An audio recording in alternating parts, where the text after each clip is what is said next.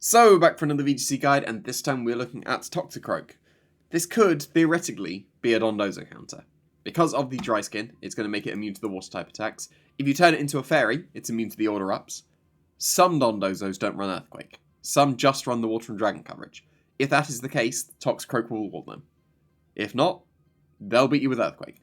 But sometimes you'll beat them, and you'll be able to poison jab, eventually poison them, and then you'll be able to slowly whittle them down with the poison. So that's something at least. Dry skin is pretty cool. Like, rain not being really a thing, like it's a tiny bit of a thing, is not so good for Toxicroak's viability, because countering rain is one of the big ones for Toxicroak. But it's not that prevalent at the moment. It might pick up, and then Toxicroak could be better, but not particularly, I don't think. It gets close combat now.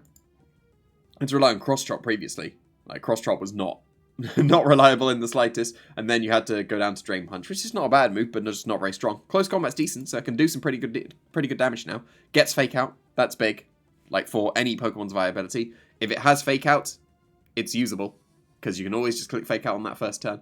And then there are a couple of actually pretty good supportive moves as well. Like, you do want Close Combat and Poison Jab and Fake Out, and then it's basically the choice for the final move. So I would recommend Dicey Wind probably as the better one. Even though it's too slow to really make use of dynamic speed control, it's good for in the future.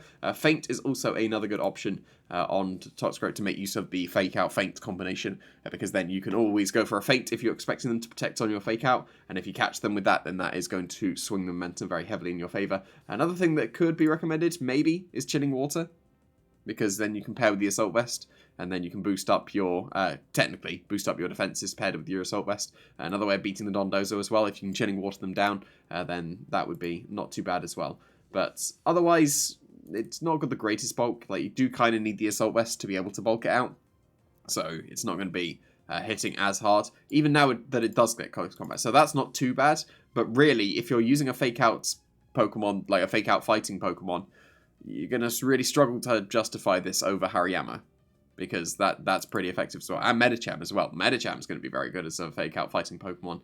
Dry Skin is the big thing, but with Rain not being so much of a thing, it's fine. Like, Dry Skin's good ability, but it doesn't really matter at this point, because there's only a few water type Pokemon, and Dondozo is the big one. That would be a nice counter, but then they can just Earthquake through you.